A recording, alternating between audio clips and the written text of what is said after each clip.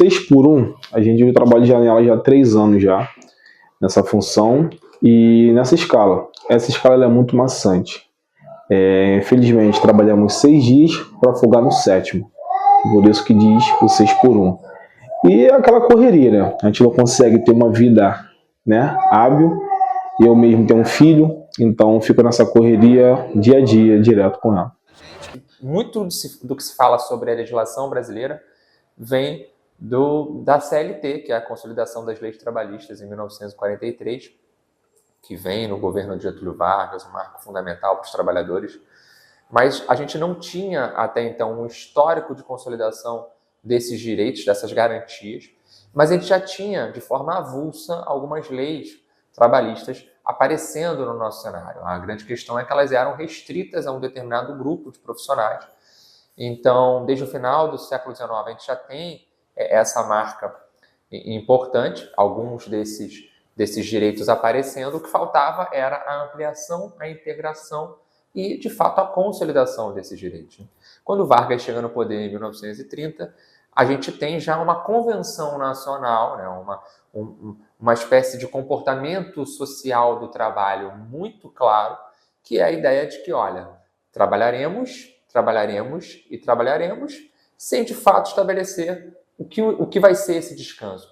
O descanso ele nunca foi visto no Brasil desde quando a gente tem essa noção construída de trabalho, por quem de fato trabalha, né? E aí a gente pode até falar depois sobre a questão da escravidão, como ela marcou, como ela moldou nossas relações. A gente não tinha uma noção muito clara da perspectiva do descanso para isso, né? Então, o trabalho ele era visto como algo ininterrupto, né? Que se prolongava ao longo de uma semana. A gente vive mais na empresa do que em casa.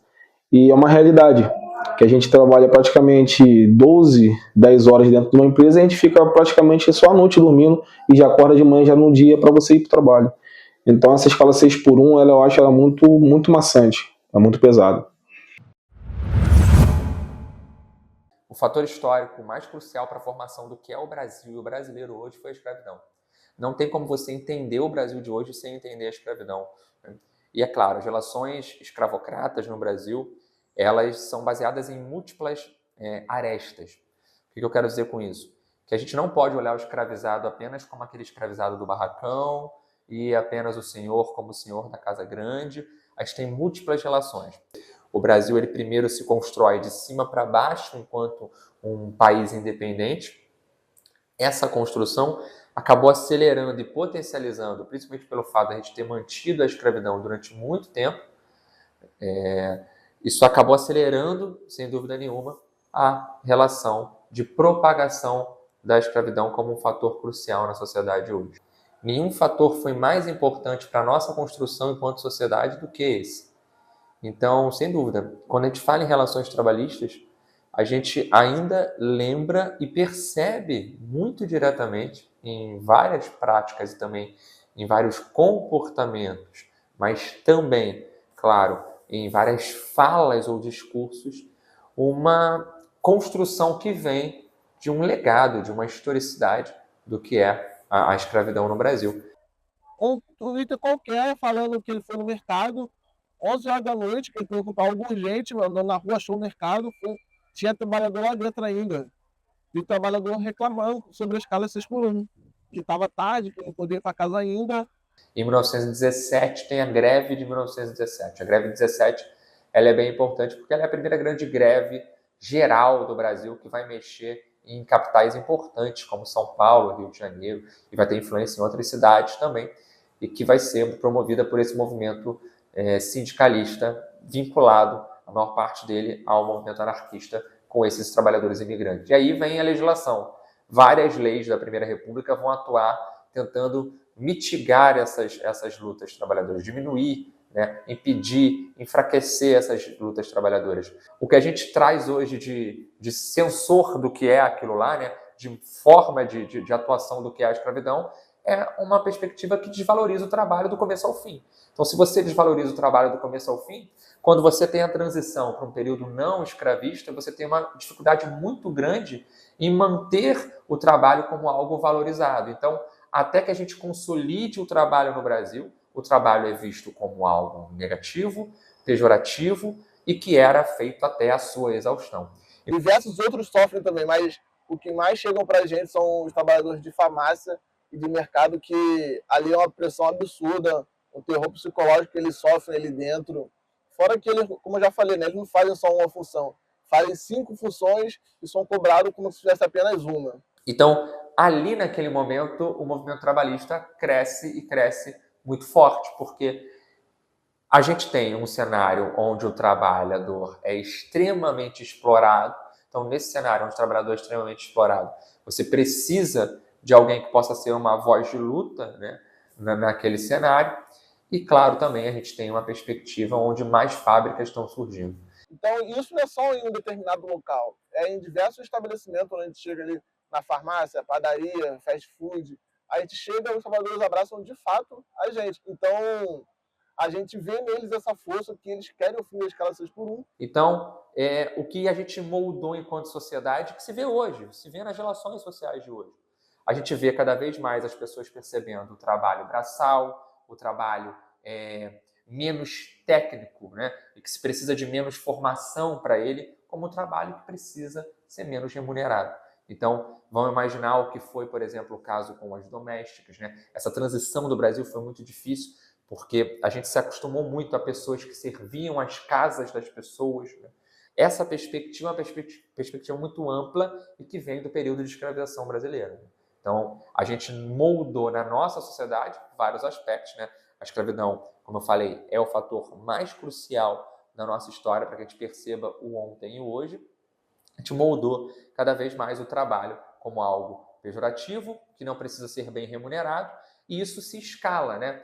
A gente só vai conseguir o fim da escala 6x1 também quando a classe trabalhadora estiver de fato unida em busca de um propósito. Se você é um trabalhador que se identifica com algumas pautas da direita e você é outra da esquerda, mas você quer o fim da escala 6x1, o movimento VAT também recebe você bem enquanto trabalhador que quer o fim da escala 6x1. A luta dos trabalhadores no Brasil foi muito marcante. Ela teve vários períodos. Desde a Primeira República, onde não se tinha uma legislação unificada para tratar as relações trabalhistas, com a greve de 17, depois passamos por um período importante de intervenção nos sindicatos com o governo Vargas, voltamos a um período democrático também com os sindicatos sofrendo um pouquinho, tivemos na década de 1950 alguns movimentos bem grandes, né?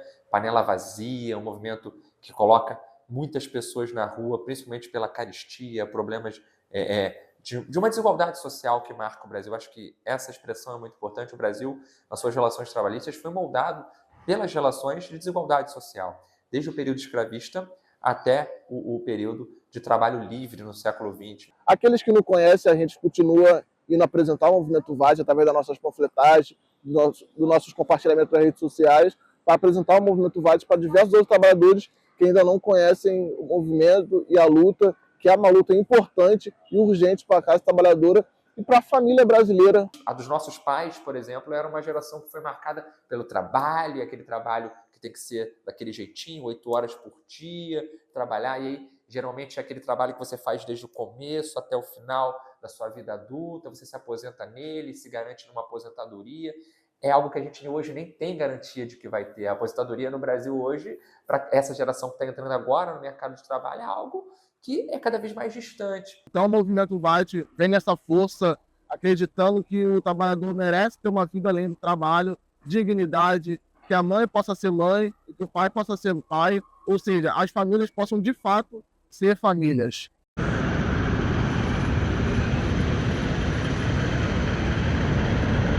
Pessoalmente, eu acredito que, com certeza, existem impactos significativos na vida das pessoas, em todas as esferas da vida delas. A gente tem, basicamente, 82 anos de consolidação das leis de trabalho, e há 82 anos a gente vive num regime de escala 6x1. Atualmente, eu não estou conseguindo resolver nada, né, no meu dia a dia, porque a parte da manhã eu fico diretamente com meu filho e não faço nada. Porque é só final de semana, que é os dias que minha esposa está junto, que ela trabalha de 5x2, e a gente consegue ficar de manhã um pouco, mas você não quer fazer as tarefas, ou ajudando ela a fazer as tarefas de casa normais, domésticas, e com isso a gente implementa, né? Vai diretamente no mercado, vai fazer algumas coisas, e quando fez isso já passou o final de semana.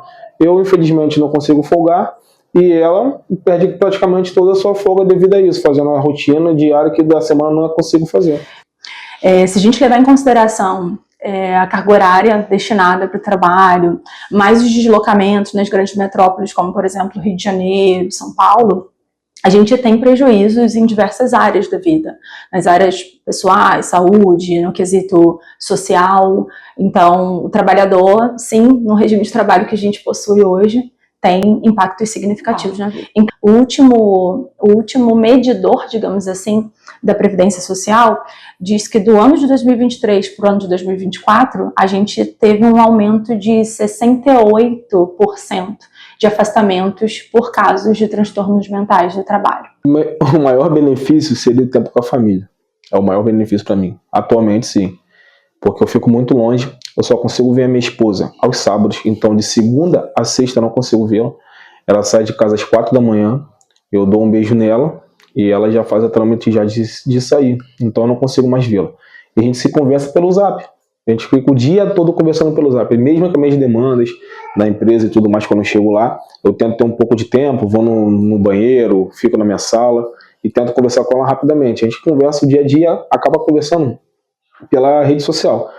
E eu acho isso muito ruim, porque não tem aquele feeling da pessoa estar conversando olho no olho, de sentir. Eu gosto muito disso, né, minha esposa. Então, o primeiro primordial, a escala caindo, sendo extinta, é o tempo com a família. Para mim é primordial isso. Que a gente fica horrorizado com o alto número de trabalhadores que de fato sofrem com isso. A gente escuta falar das pesquisas, mas quando vem diversos trabalhadores diretamente falando com a gente, relatos que a gente sabe que é real, porque a gente também já viveu sobre isso. Eu também já tive a ansiedade enquanto eu trabalhava nessa última empresa agora, algo de logística, que de fato afetou muito só porque chegou a determinado momento. Eu fiquei automático.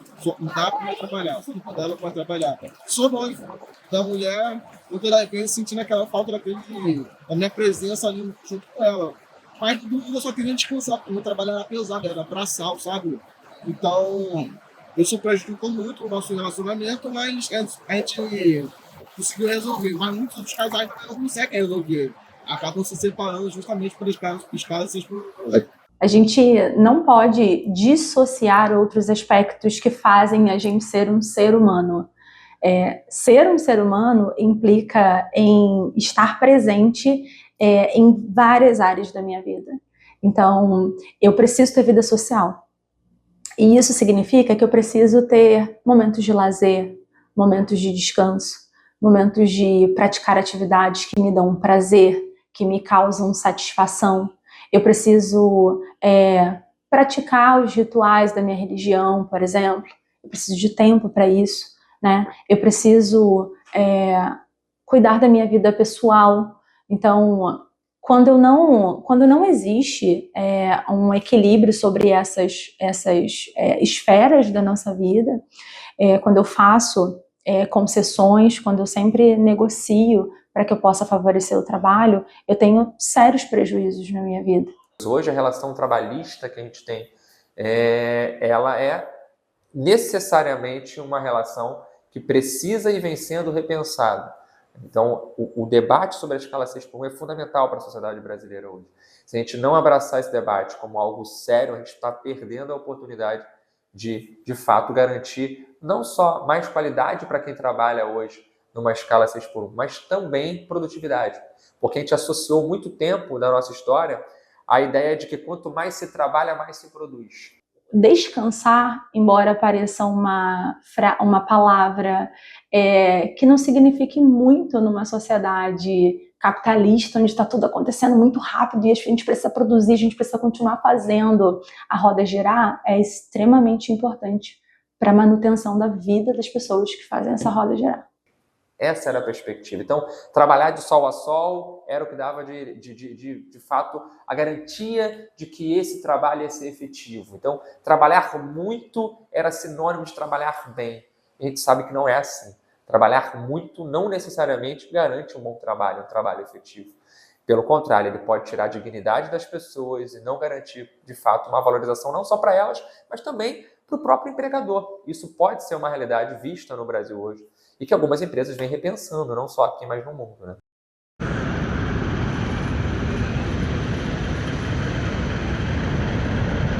Agora é a hora, talvez, da gente começar a debater com seriedade esse tema que é muito importante. Se a gente tem um debate sério sobre mudanças, né, melhorias dentro desse processo, a gente vai ter uma sociedade inteira ganhando com isso, né? 3 bilhões, por exemplo, poderiam ser destinados para outros lugares, para favorecer a educação, para melhorar a nossa saúde pública, por exemplo. Algumas redes já estão trabalhando no 5x2. Atualmente, a nossa rede, a minha rede de hotelaria, ela não trabalha dessa forma, ela trabalha, infelizmente, na escala 6x1. Nós estamos também acompanhando a respeito do que está tramitando no plenário, a respeito dessa, né, escala 5x2 para ela cair a 6x1, e nós estamos torcendo realmente, porque fica pelo menos um pouco de vida, né? Mas... Então a gente acredita muito que é possível, se é a médio a longo prazo, acho que seria até um pouco leviano responder, sabe? Porque, infelizmente, é uma situação muito, muito complicada lá dentro das demandas do trabalhador, mas a gente acredita muito sim que é possível. E a gente está dando todo o nosso gás para que seja hoje, para que seja amanhã, para que seja depois da manhã, para que seja depois. A gente está dando todo o nosso gás para que seja urgente o fim da escala 6x1. Está tramitando isso na Europa e está vindo para o Brasil. Em alguns países na Europa já estão tramitando já o 4x3, né? Que você trabalha 3 e folga 4. Ou vice-versa, você trabalha 4 e folga 3. E aqui no Brasil, algumas startups estão fazendo isso, mas são grandes startups. Pelo que eu fiquei sabendo, a OLX, Mercado Livre, iFood já está nessa escala. E na rede de hotelaria, acredito que vai demorar um pouco, porque isso é uma coisa que é muito ampla, é muitos funcionários. É um país que está se industrializando de forma tardia e que está tratando o trabalho agora de maneira diferente. O trabalho no século XIX era sempre um trabalho associado a um caráter negativo, exploratório até o final. Não dava para ser assim. Como eu vou pensar num país industrial se eu não penso o trabalho de forma coerente? Aí vão surgir escolas técnicas, vão formar o trabalhador para essa fábrica. Tudo isso, claro, dentro de uma educação tecnicista, que olha apenas a formação do cara para apertar parafuso, não para refletir. Inclusive, teve uma audiência pública aqui na Câmara, onde uma pesquisadora apontou que uma pesquisa revelou que a maioria dos trabalhadores que sofrem com a escala 6x1 não estão nas pequenas empresas, elas estão nas grandes empresas, nos grandes comércios. Então, isso já é uma falácia. Primeiro de tudo, na minha opinião, acho que a gente tem que focar naquilo que importa. E todos os setores da nossa sociedade deveriam ser envolvidos em discussões ativas sobre maneiras de melhorar o que já existe hoje. A gente está há 82 anos trabalhando nesse regime, desde a consolidação das leis de trabalho. É por isso que o Movimento Voz também vem nessa contramão, que tenha de fato bancada de trabalhadores, que os trabalhadores se interessem por política, que se candidatem e que formem a bancada dos trabalhadores para que os trabalhadores possam falar por si. Porque a gente acredita que ninguém melhor do que nós mesmos para falar sobre as nossas dores e sobre aquilo que nos afeta. E se você trouxer para hoje, o que existe quando se fala sobre a escala 6x1 é uma perspectiva de debate também político. Né?